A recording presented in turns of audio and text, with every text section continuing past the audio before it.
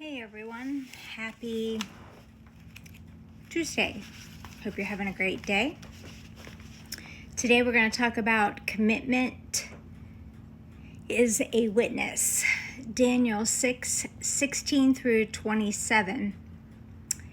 Daniel had been faithfully living for the Lord from the time he was a teenager. His reputation and integrity and godliness was earned over time.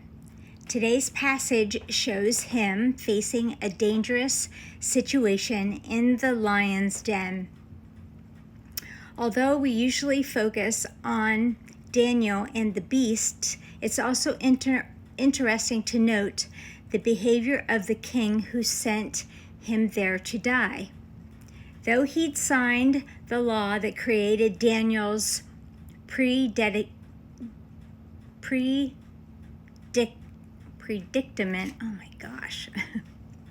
Darius was also impressed by his servant when he tried to save him. When that effort failed, the ruler was a surprising statement of trust in the Lord. Your God, whom you constantly serve, will himself deliver you. Daniel 6:16. Unwavering devotion in Christ leads us to trust him. It's tempting to have a commitment of convenience when we stay faithful as long as it's safe and it doesn't involve risk, rejection, or criticism.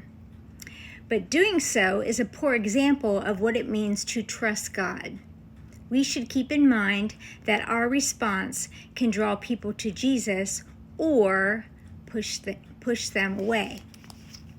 If you desire to be like Daniel, practice your commitment to Christ, both privately and publicly. The time you spend alone with God will transform your character. Then integrately,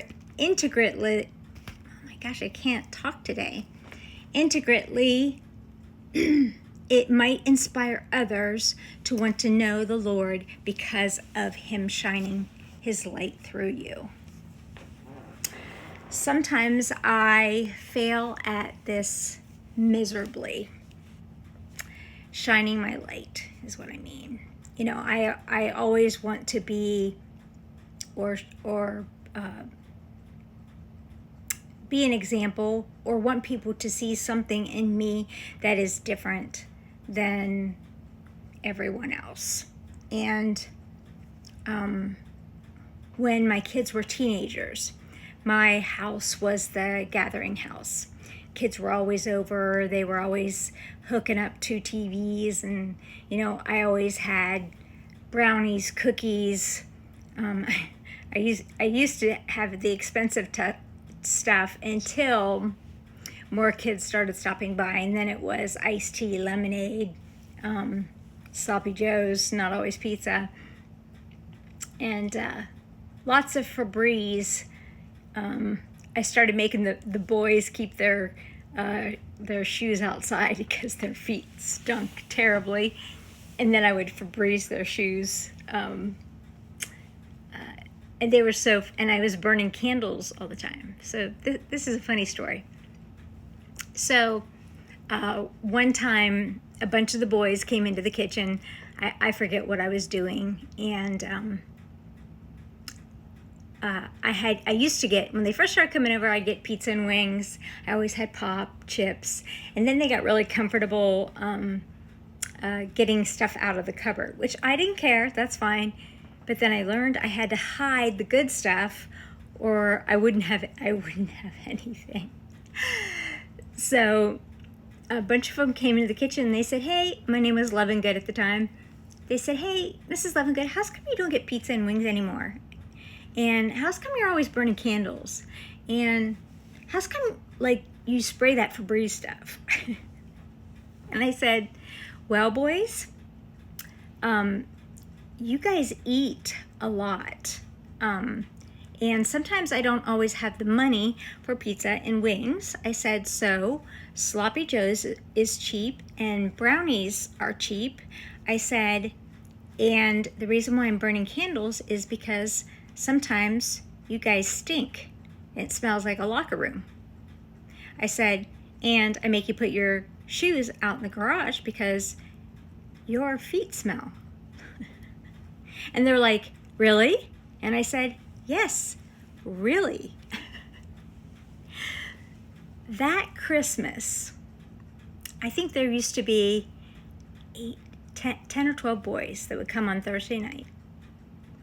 That Christmas, those boys bought me brownie mixes, candles, Febreze, and then the one boy's mom, I'm probably gonna cry, made me the most beautiful tree skirt for my Christmas tree.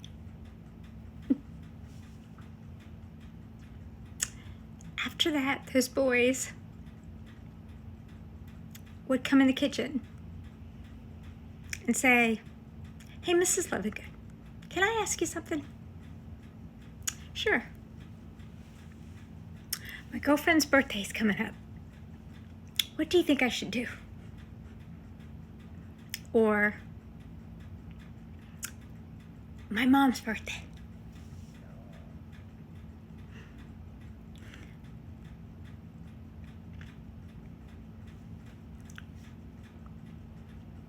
The nicest boys.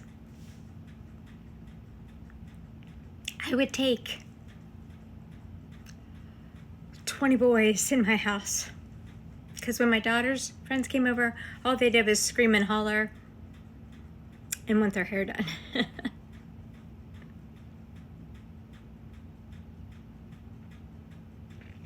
When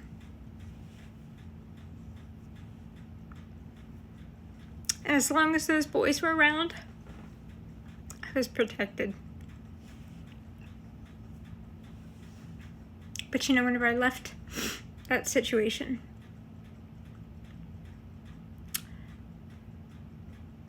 my son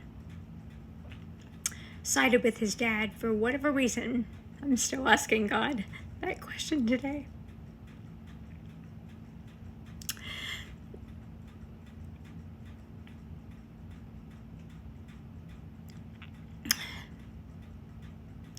And I ran into some of those boys.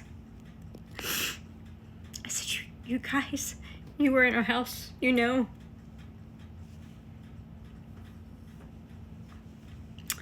Yeah, Mrs. Lovegood. But Spencer's our friend.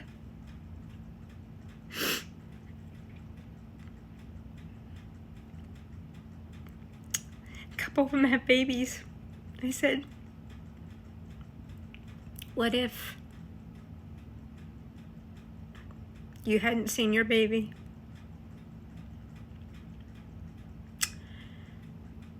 For 15 years. Think about it. Didn't mean to go down that path. Sometimes the trials of life are hard. I don't know why God has allowed that to happen, unless He's protecting me from something. That's what I have in my head to get me through it, that He must be protecting me from something.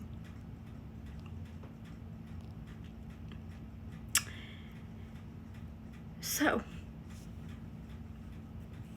nobody really knows what other people are going through in this life, but God will get you through it.